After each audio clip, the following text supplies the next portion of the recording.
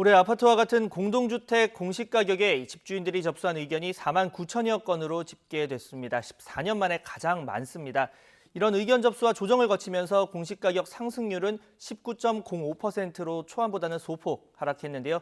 정부는 그동안 논란을 빚어왔던 공시가격 산정 기준도 처음으로 공개했습니다. 취재기자 연결해서 자세한 내용 들어보겠습니다. 신윤정 기자. 네, 경제부입니다. 네, 지난달 공동주택 공시가격안이 공개된 뒤에 일부 지자체와 주민들의 반발 움직임도 있었습니다. 자세한 의견 접수 결과 들어볼까요? 네, 공시가격 초안에 대한 제출 의견은 모두 4만 9,601건으로 전체 공시 대상 공동주택 수인 1,420만 5천 가구의 0.35% 수준입니다.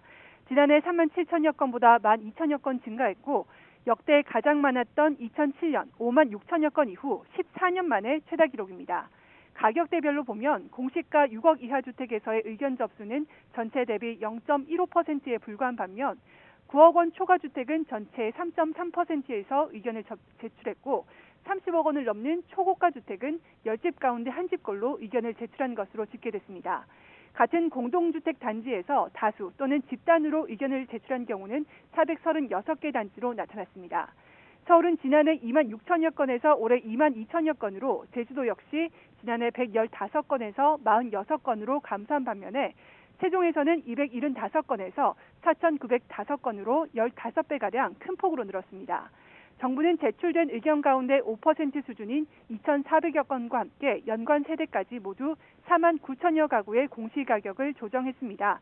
이를 통해 공시가격 변동률은 당초 열람 안에 19.08%보다 소폭 하락한 19.05%로 결정 공시됐습니다. 네, 앞서 오늘 공시가격 산정 기준도 함께 공개하기로 했었죠. 어떤 기준이 포함됐습니까?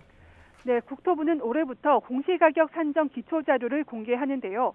공시 대상 주택의 특성 정보와 가격 산정 참고 자료입니다. 국토부가 공개한 예시를 보면 주택 특성 자료에는 교육시설과 편의시설, 지하철 등 주변 환경 정보가 담겼습니다. 또 세대수와 향 등 단지 특성이나 세대 특성도 포함됐습니다. 가격 참고 자료로는 실제 거래 사례들과 한국부동산원이 운영하는 부동산 테크의 시세 정보가 상한가와 하한가로 표기됐습니다.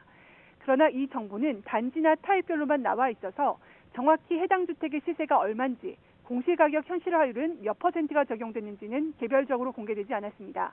국토부는 다음 달 28일까지 공시가격에 대한 이의 신청을 받은 뒤 재조사를 거쳐 6월 25일 조정 공시할 예정입니다. 공동주택 공시가격과 산정 자료는 내일부터 부동산 공시가격 알림이 사이트와 관할 시군구청 민원실에서 확인할 수 있습니다. 지금까지 경제부에서 YTN 신윤정입니다.